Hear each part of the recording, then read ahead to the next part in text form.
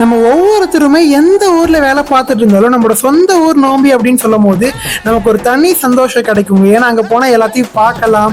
அப்புறம் இந்த மாதிரி கரகம் எடுத்தாடுறாங்களே இதெல்லாம் பார்க்கலாம். இந்த கரகம் அப்படிங்கிறது பாத்தீங்க அப்படின்னா கொங்கு மண்டலத்துல இருக்கக்கூடிய எல்லா கோயில்களையுமே கண்டிப்பா இந்த ஆட்டம் ஆடுவாங்க.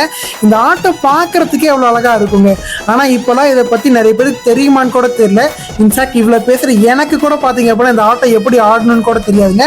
ஆனா இது பார்க்கறதுக்கு ரொம்ப அழகா இருக்கும், பார்க்கறதுக்கு ரொம்பவுமே பிடிக்குங்க. இந்த மாதிரி பாரம்பரியமான விஷயம் எல்லாத்தையும் நம்ம நிறைய மறந்தாச்சு.